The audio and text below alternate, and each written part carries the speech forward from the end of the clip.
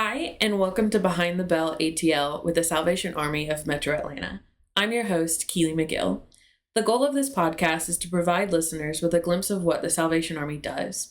Many people tell us that they know we provide support to those in the community who need it, but they don't know exactly what we do. We hope to change that through our conversations with Army staff, clients, and community partners. Thanks for joining us.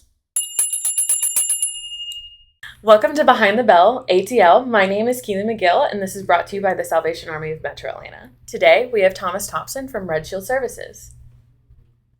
Hi, Thomas. How are you doing today? Hey, Kaylee, I'm great. How about you? Good. I was telling everybody this morning I'm excited to meet you in person. It just happens that we're meeting in person on a podcast, so that is super fun. Do you mind giving a little bit about what you do here at the Salvation Army? Sure. I am the director at the Salvation Army Red Shield Services. So basically, we're a 321 bed facility, and my job really is just to keep it running. Awesome. Yeah. Can you give me a little bit about what is Red Shield Services? Absolutely. So Red Shield Services is a 321 bed residential facility. We have three different housing programs. One is our specialized housing programs where we serve homeless veterans. We also serve individuals who are challenged with substance abuse issues. And we also serve individuals who are exiting the prison system. We have an emergency program which serves single men and women. And in that population, we also serve the transgender population. We serve individuals who may be street homeless, who are brought in by the PATH teams. And then our final housing program is our family program. So we serve adults with children. That can be single adults, single female, single male. That can be a couple, however they look. And we provide services to them. We provide case management services to them. We also provide life skills, and we partner, Kaylee, with a lot of community organizations that also provide those wraparound services, such as mental health, transportation, life skills, financial literacy. One of my questions that I was very interested in to ask you is, with Red Shield literally being in the heart of Atlanta, what kind of things do you see facing the populations of the people we serve? Yeah, that's a great question, Kaylee. One of the challenges being in the heart of Atlanta for the population that we serve is housing. Affordable housing is a huge challenge with the population that we serve. We all have gone through COVID for the past 2 years. And as a result of that, people are, I guess, landlords have kind of taken advantage of that period, and we're finding that more people are becoming first-time homeless as a result of exiting out of COVID. There was that period where landlords said, we understand the situation, you don't have to pay your rent. But I think the population that we work with didn't understand that wasn't sort of you don't have to pay it at all. That was more of, we're giving you a break, but at the end of this, you're going to have to pay it. And so what people are finding, or they're being surprised, is that, at the end of COVID, when they ended sort of the eviction moratorium, that they owed thousands of dollars in rent that they just were not able to pay, were not prepared to pay.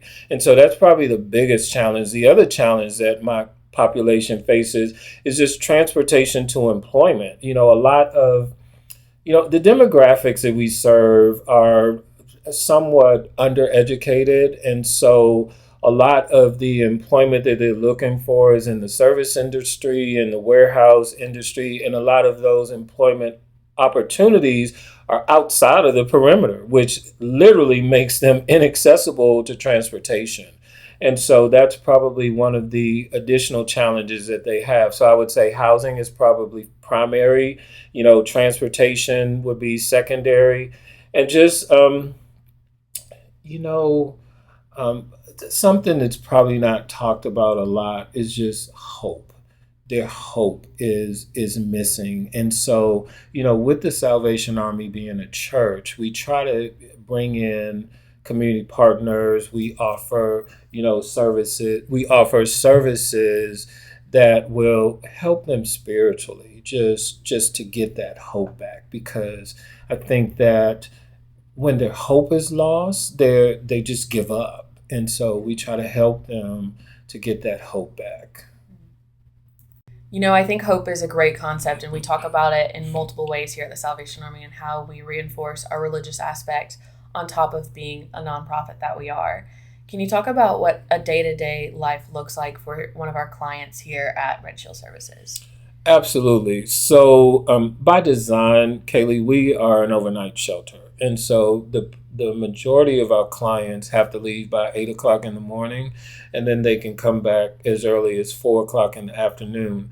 And so a day looks like, for clients who work, of course, they'll go off to work and be productive in that area. For our clients who have children, of course, they'll drop the children off to school. But for our clients who may not have a job, the goal is when they come in, we sit down with them, they get case management, and we ask them, what do you want to accomplish during your time here at the Salvation Army?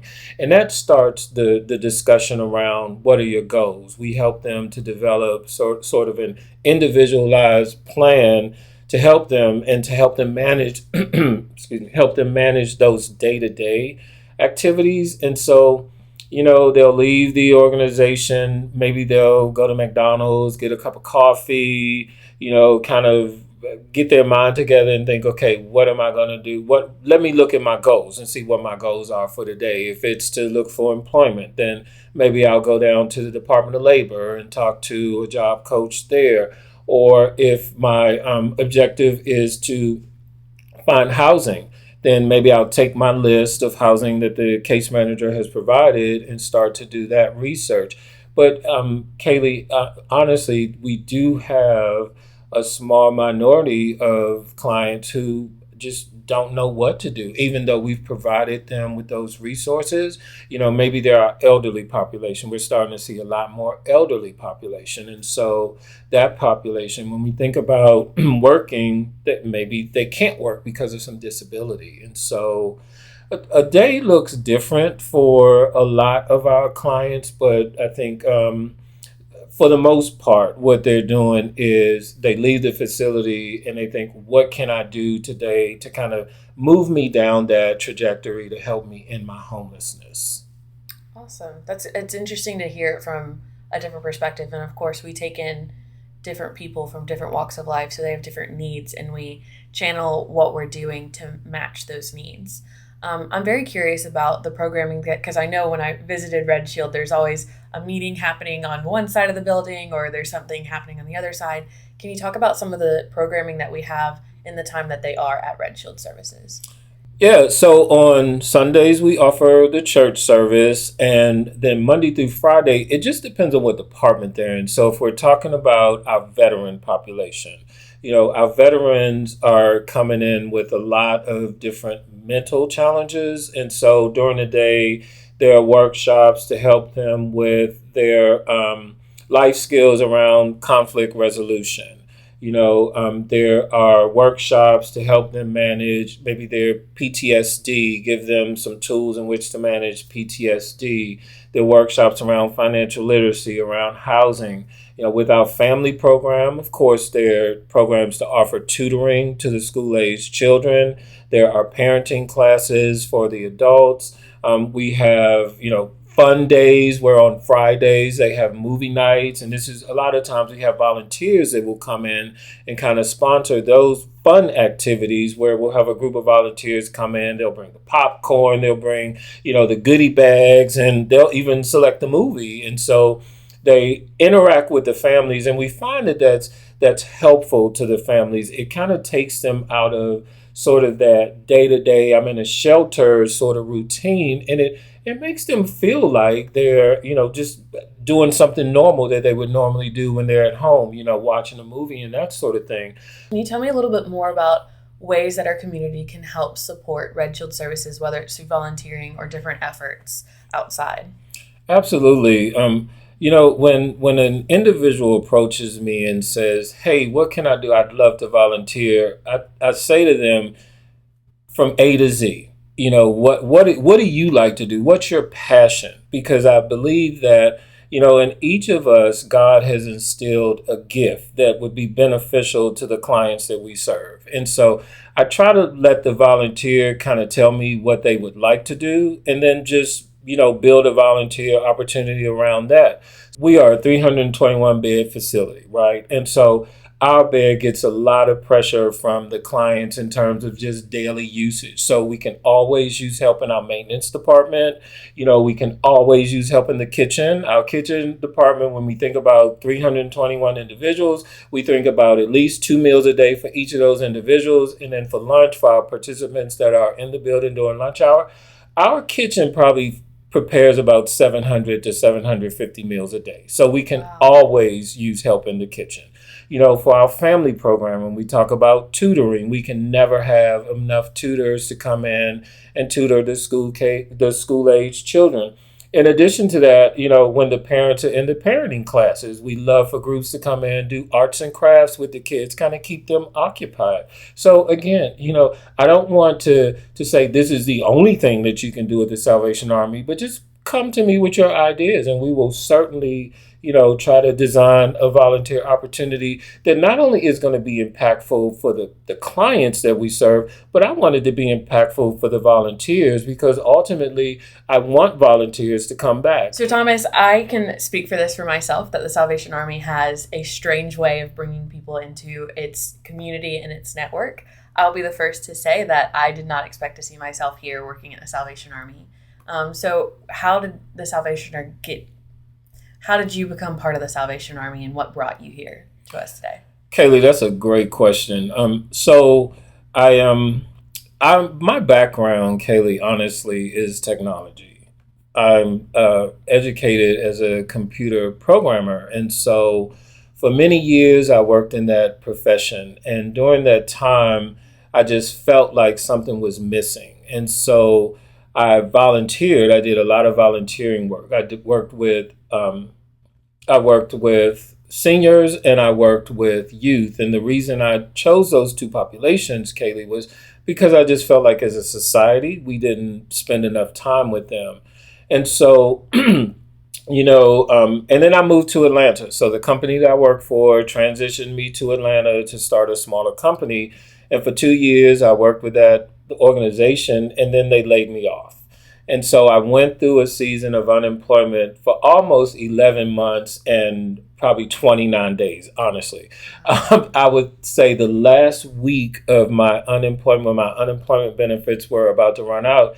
I said, okay, God, I'm going to have to stand on the corner with a can and figure this thing out. And it just seemed like, he must have heard me because shortly thereafter, maybe the next day, I received a phone call from a friend of mine who was working at the Salvation Army at the time. And he said, Thomas, there is a position that's available. Would you be interested? It's an evening position.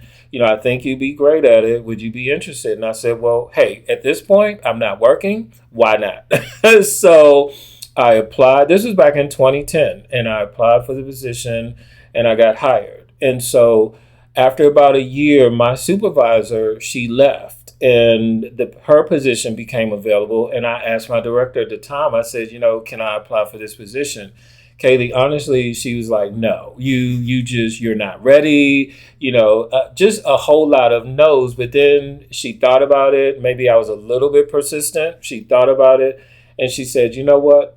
Let's try it. We'll try it. And so that began sort of my official, journey into social services.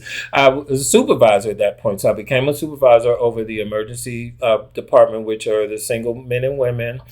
Also, Kaylee, during that time, I started the transgender program. I had some transgender clients on my caseload and, they shared with me some of their challenges around finding housing, around finding employment.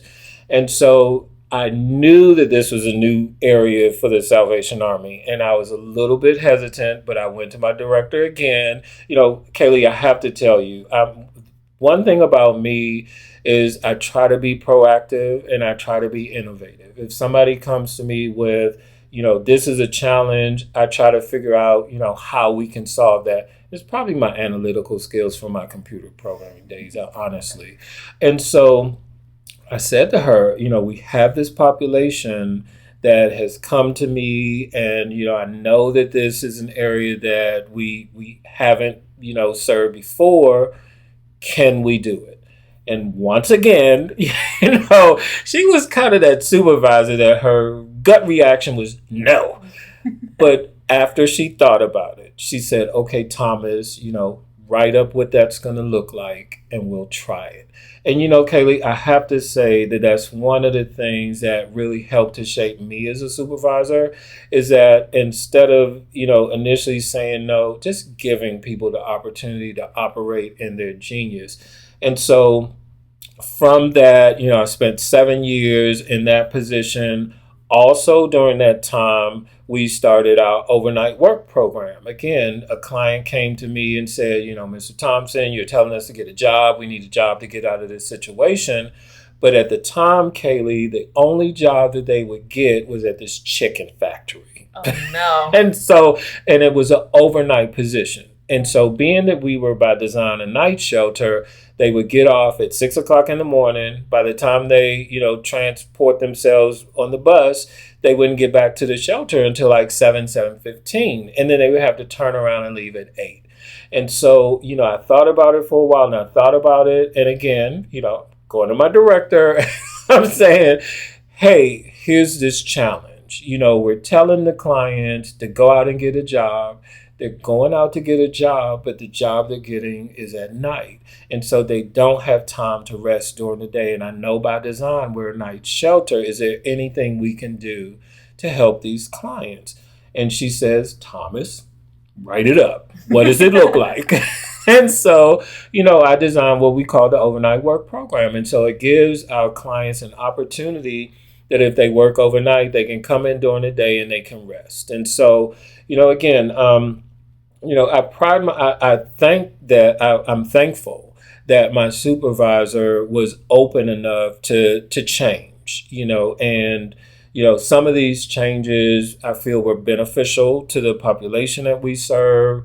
I think it opened us up to be more of an organization that says, yes, we have rules, but we realize that things are changing and the way that we serve individuals need to change.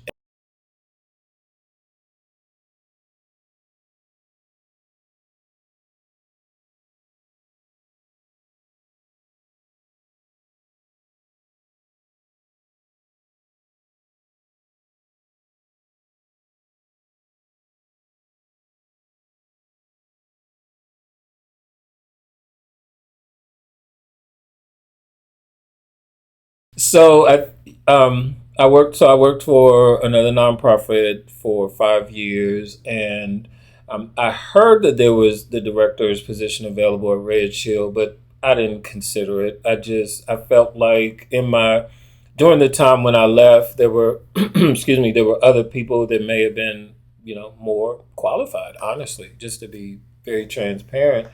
And so, but I kept praying on it because my former colleagues kept saying, "You need to apply. You need to apply. You need to apply. You'll be great. You'll be great. You'll be great." But I said, I have to hear from God. I don't want to move in my space. And so, in the most unconventional way, I'm at a funeral. I'm sitting with my former director. Her husband had just passed, and she says to me, "Why haven't you applied for that position? You need to apply for that position." And Kaylee, the way she said it, it wasn't the words so much that was impactful to me. It was just how she said it. It was almost like I'm hearing God honestly saying to me that I need to do it. And so in that moment, I said, okay, but this is not the time for us to talk about this. This really is not, I'm not here for that. And she said it again. She said, I need you to apply for that job. And so I did. And now almost 2 years later, I'm still here. And, people often ask me, how do you like your job? And what I say to them is, there are no days that I don't like it.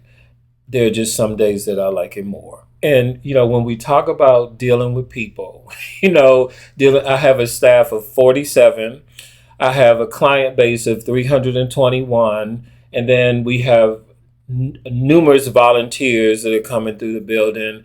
And honestly, all of that is I manage that. And so there are going to be some days that are going to be a little bit more hectic than others. But at the end of the day, when I go home, I still feel like I'm making a difference. And that's what's important to me. And when we think about the Army, that's what the Army is about. The Salvation Army is about making a difference. And so I enjoy it. I have a similar tie to, because my previous role was nothing like what I'm currently doing. I was in higher education, and the piece that I loved about higher education is that we were helping students. And so when this opportunity came to the Salvation Army, like something that kind of sold to me that this might be the right fit for me, similar to your story, is we're helping people. It was that connection to people, the community, the service. So it was so rewarding to feel that, and it just felt right at the time. Yeah. So I love hearing that, I'm with like-minded people or similar situation people. But I like to think that, in a way that Red Shield provides for other people, and provides services for other people, at the time, Red Shield's provided for you. It provided that place to make you grow in your career as well, but also give you an opportunity to lead and be a supervisor and take that on. So it's great that there's that emotional connection back and forth for you at Red Shield. Absolutely. Yeah. So Thomas, I really want to say thank you for coming on and being on the show. I really appreciate it, and I love what you've shared with me. It's not only educated me, but I hope it educates some of our listeners who are listening to Behind the Bell. But I would love it, just as a final thought, what do you tell people when they say, how can I be a part or support the Salvation Army? What is that last thing you tell them? Yeah, Kaylee, that's a great question. So, of course, at Red Shield, we're a 321 bed facility for volunteers who want to come over, give me a call. We'll talk about if you have a volunteer thought that starts with A or ends with C, just come talk to me. In addition to that, we have our thrift stores, and a lot of our participants, when they leave and they're moving into their place, they go to the thrift store, especially on Wednesdays, half price Wednesday. And our families, we have the Croc Center, which is a community center, Kaylee. And so our families, they often send their children over to the Croc Center to participate in those activities. We have the ARC. So if any of the listeners have, loved ones who may be challenged with some substance abuse challenges, our ARC can help them. We have our community cores in most of the counties where they offer services to the community. They offer the financial assistance services. They possibly will have a food pantry, and in some instances, they may offer rent and utility services. So I think, when we think about the umbrella of the Salvation Army, there are so many ways in which people can help out, whether it's through volunteering, whether it's through donations. We have our food pantry. So if people have food that they want to donate to the food pantry, I just would recommend just giving your local Salvation Army a call and asking them, hey, how can we help? And, there's no donation too small. There's no volunteering event too small. Anything that you can do to help, we would appreciate it. I love that. I love hearing that there's different ways, and it's not just the traditional formats that people can come and serve the Metro Atlanta community.